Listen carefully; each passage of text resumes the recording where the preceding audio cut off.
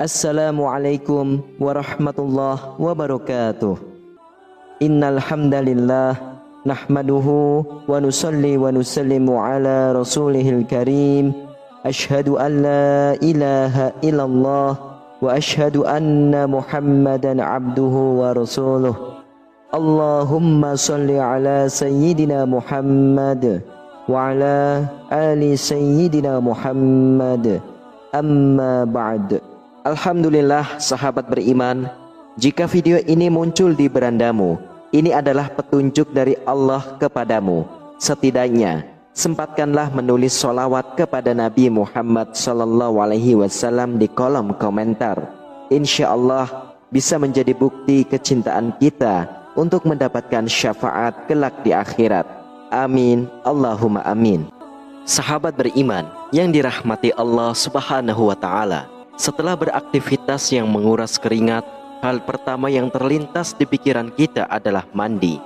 Mandi tidak hanya berfungsi membersihkan tubuh dari kotoran saja, tetapi juga menyegarkan badan setelah lelah beraktivitas.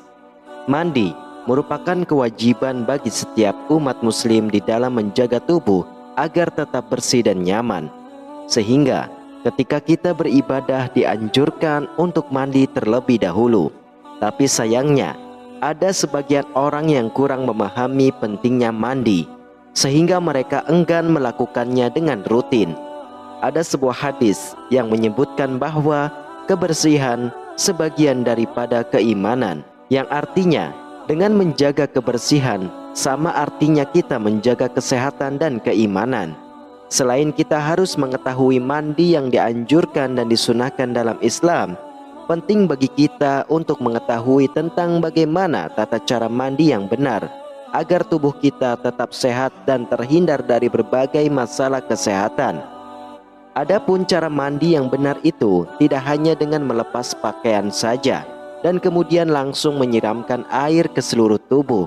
Namun ada urutan yang harus diikuti. Pertama-tama yaitu dimulai dengan menyiramkan air ke telapak kaki, lalu ke betis, paha, perut, dan juga pundak.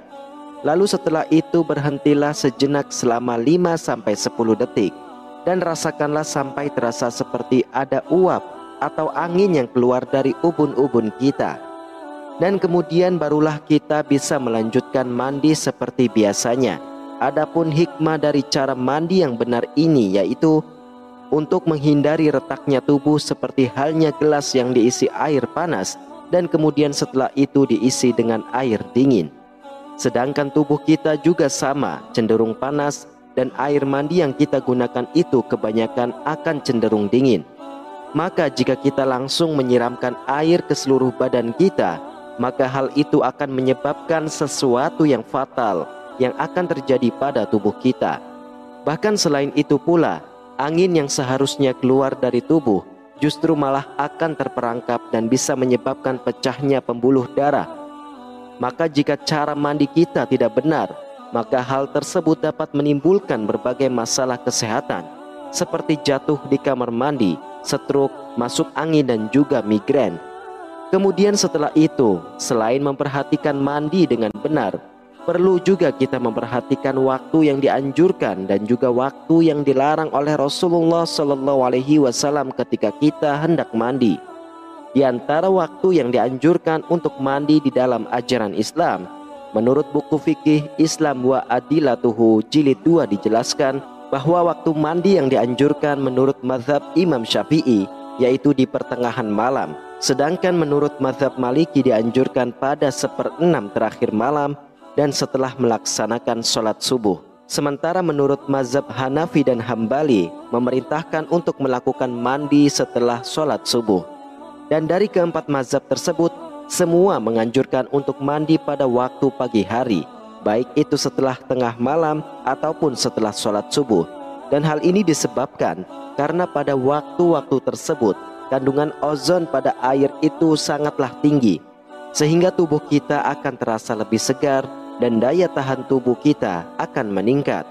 Maka oleh sebab itu, sebagai seorang muslim sangatlah penting sekali untuk mengetahui dan menjaga waktu mandi yang baik dan juga dianjurkan dalam agama Islam. Menurut pakar kesehatan, ada 3 waktu yang tidak disarankan untuk mandi. Pada waktu-waktu tersebut, kondisi jantung sedang melemah sehingga beresiko menyebabkan kematian mendadak. Adapun waktu yang dilarang untuk mandi yaitu sebagai berikut. Yang pertama adalah 30 menit setelah sholat asar. Larangan yang pertama ini adalah jangan mandi 30 menit setelah sholat asar. Lantas, apa yang akan terjadi apabila larangan tersebut dilakukan? Pada kisaran waktu itu, kondisi darah dalam tubuh tengah dalam keadaan panas, sehingga apabila kita mandi, maka dapat mengakibatkan rasa lelah dan letih. Bahkan waktu tersebut dipercaya dapat meningkatkan resiko kematian mendadak jika Anda bersikukuh untuk mandi pada rentan waktu itu. Lalu yang kedua adalah setelah sholat maghrib. Janganlah mandi sekitar pukul 6 hingga 7 waktu setempat. Mandi setelah sholat maghrib juga sangat tidak dianjurkan dan bahkan dilarang, karena kondisi jantung pada saat itu melemah. Jika mandi di waktu tersebut, jantung akan mengalami kaget dan dapat mengakibatkan kematian mendadak. Di samping itu, mandi setelah sholat maghrib juga meningkatkan resiko penyakit paru-paru basah. Kemudian yang ketiga adalah setelah sholat isya hingga jam 12 malam. Setelah sholat isya merupakan waktu yang juga dilarang untuk mandi. Pada waktu itu, jantung kita sedang beristirahat. Mandi pada saat itu akan menyebabkan kerusakan jantung hingga penyakit rematik. Rasulullah SAW bersabda, mandi yang tepat adalah di waktu subuh atau sebelum subuh, karena pada saat itu air mengandung ozon yang lebih tinggi sehingga sangat baik untuk tubuh dan bisa membuat Anda awet muda serta dapat meningkatkan daya tahan tubuh. Sahabat beriman yang dirahmati Allah Subhanahu wa taala, itulah 3 larangan waktu mandi yang harus kita hindarkan sebab bisa mengakibatkan kematian. Demikianlah hanya ini yang dapat saya bagikan dan sampaikan. Semoga bermanfaat untuk kita semua. Wallahu a'lam bishawab. Wassalamualaikum warahmatullahi wabarakatuh.